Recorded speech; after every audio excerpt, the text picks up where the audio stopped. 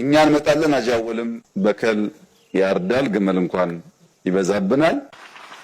ችግርን በማውራት በችግር ውስጥ በመኖር ችግርን በመተንተን ዘመን የሚታለፍ መስሎት ያስባል። በችግርን በመተንተን የሚታለፍ ዘመን የለም።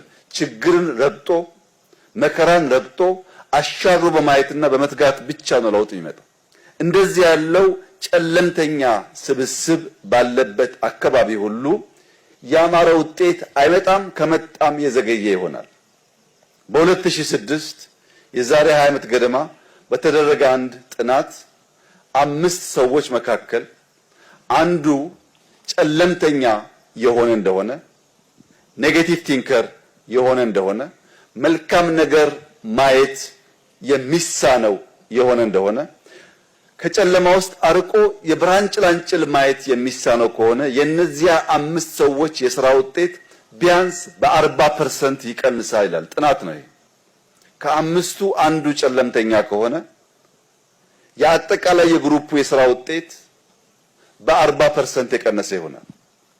ከ130 ሚሊዮን ምን ያክል ጨለምተኛ እንዳለ አስቡና ያ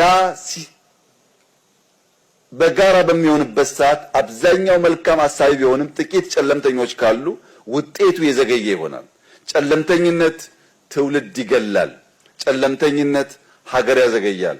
ጨለምተኝነት መለወጥ፣ ማደግ፣ መሻገር ስንችል የምንለምን የምንዘገይ ያደርገናል። ከጨለምተኛ አስተሳሰብ፣ ከአይቻልም አስተሳሰብ፣ ከአይሳካልኝ አስተሳሰብ ወጥተን ውጤት ማምጣት ያስፈልጋል። ይህ እንዲሆን ጨለምተኝነት አይቻልም አይሳካም ከሚል መንፈስ መውጣት፣ አሁን ባለ ሁኔታ አለመታሰር፣ አሁን ባለ ችግር አለመታሰር፣ ከዚያ አልቆና አሻግሮ ማየት መቻል።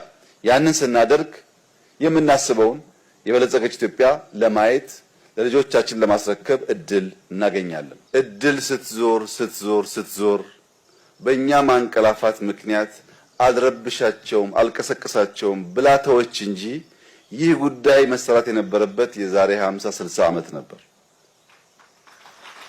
ስለዘገየን አንቆጭም። ነገር ግን ይህንን ስለሰራን ደግሞ አንረካም። ሁልጊዜም ለውጥ ተዘጋጅቶ ለሚጠብቁ ሰዎች የሚበረከት ጸጋ ነው። ያልተዘጋጀ ሰው እዚህ ይመላለስም የባለፈውን የፓልም ፋርምም የዛሬውንም ብናሳየው ለለውጥ ዝግጁ ያልሆነ ሰው ማየት አይችልም። ሰው ለለውጥ ለእድገት ራሱን ያዘጋጀ እንደሆነ ከትናንሽ ነገሮች ውስጥ በርከት ያለ ጸጋ ለማውጣት ለማየት ኢማጂን ለማድረግ ይታደላል።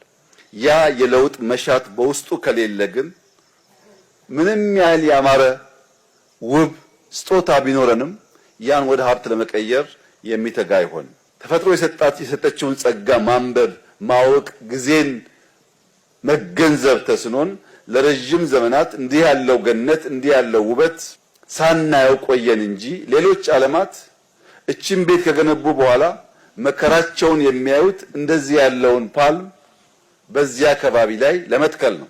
ላብ ወርቅ ያስገኛል፣ ስንፍና ግን አቧራ ያስታቅፋል ይላሉ። በላብ ወርቅ ይታፈሳል፣ በስንፍና አቧራ ይለብሳል። ዘንድሮ በልግን በበቂ ሁኔታ ኢትዮጵያ ውስጥ ማረስ ማሳረስ በመካከለኛው ምስራቅ የተፈጠረው ችግር ለኛ ብቻ ሳይሆን ለሚቸገሩ ሰዎች ለመድረስም ጭምር ትልቅ እድል ስለሚሰጥ ሳንዘናጋ ልክ በዚህ ቦታ ላይ ያልታየን አይተን መልካም ነገር እንዳስቀመጥን የበልግንም ዝናብ በዚያው ልክ መጠቀም ያስፈልጋል። ይህን ካደረግን የምናስበውን ብልጽግና ለማረጋገጥ በእጅጉ የሚያግዝ ይሆናል።